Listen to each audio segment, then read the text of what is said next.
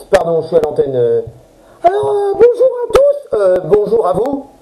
Cela fait un moment que je n'avais pas fait de vidéo, hein. J'ai dû faire garder mon chat.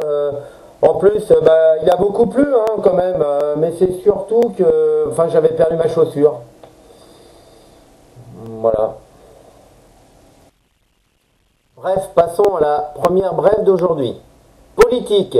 Selon certaines sources peu fiables, Nicolas Sarkozy préparerait son retour en 2022 au cas où il échouerait en 2017. Alors moi je n'en sais rien du tout. Hein. Alors là, je ne peux pas du tout vous le confirmer. En tout cas, celui qui pense que Nicolas Sarkozy va abandonner la politique, celui-là il n'est pas encore né, hein, ce type-là. Et il va vous le dire. Je vous le cite, hein, au mot près lors d'un meeting à Marseille en 2012. La République, mes chers amis, est plus fort quand chacun s'exprime à l'intérieur de la République plutôt que quand on est obligé de s'exprimer à l'extérieur de la politique.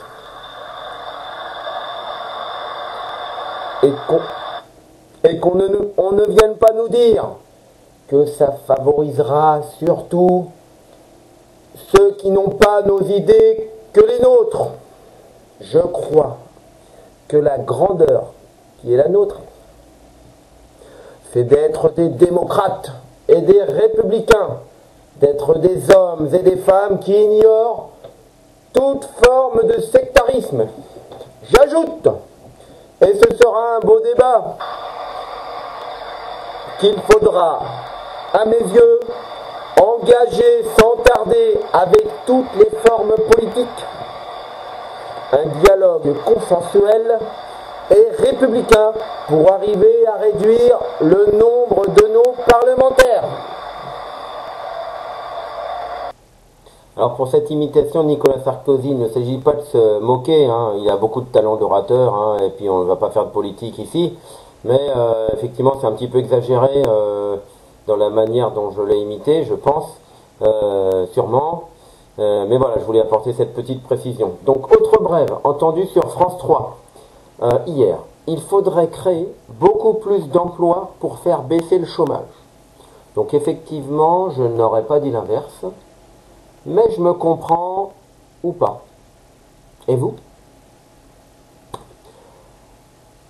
Moins marrant, recrudescence d'actes d'attaque avec des objets de bricolage.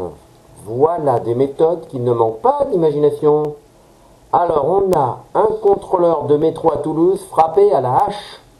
Alors à Toulouse, hein, oui c'est véridique, un contrôleur de métro a été frappé à la hache. C'est vrai que c'est assez pratique, hein, une hache dans le métro, hein, ça se comprend facilement. Mais bon, c'est un fait divers qui n'a rien d'exceptionnel, puisqu'à New York, la police a dû tirer contre un New-Yorkais qui agressait des gens au marteau. Au marteau, oui, oui. Donc qu'est-ce qu'on a aussi dans le genre innovant? Dans le même genre, on a dans les Pyrénées-Orientales, ce matin, une handicapée qui a été gravement agressée au... Devinez, au hachoir de boucher. Donc les entreprises de bricolage se frottaient déjà les mains avec tous ces achats de haches, marteaux. Et après tu as l'air idiot quand tu dis à tes potes, oh là là, moi j'ai peur d'aller dans la rue parce que j'ai peur de me faire agresser avec des objets de bricolage. J'ai méga peur de Bricorama, Castorama, Leroy Merlin. Wouhou! Bref, du coup c'est maintenant au boucher d'avoir un peu de publicité. Voilà, donc... avec une agression au hachoir, une actualité bien triste, mais le malheur des uns fait la boucherie ou la quincaillerie des autres.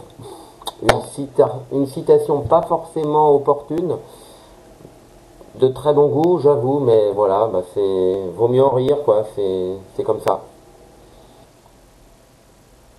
Alors, insolite toujours, j'aimerais dire insolite à fond, hein. Petit clin d'œil à Elie Semoun. Les Thaïlandais ne veulent plus aller à Phuket, qui se trouve aussi en Thaïlande, à cause, écoutez bien, des fantômes. Véridique. En effet, ils risqueraient de tomber sur les fantômes des morts décédés dans le tremblement de terre. Alors, on m'informe en régie que ce n'est pas un tremblement de terre, mais un tsunami. Bon, c'est une catastrophe naturelle, voilà, on est tous d'accord. Donc la rédaction et moi-même sommes solidaires de ce mouvement. C'est vraiment judicieux d'appliquer le principe de précaution. Et enfin, la dernière brève, toujours en Asie, en Chine, pour faire des économies, un patron entasse 50 salariés dans un minivan prévu pour 6 personnes. C'est avec des idées comme ça qu'on pourra réduire le déficit public en France. Moi je le dis. Allez, à bientôt à tous. Salut!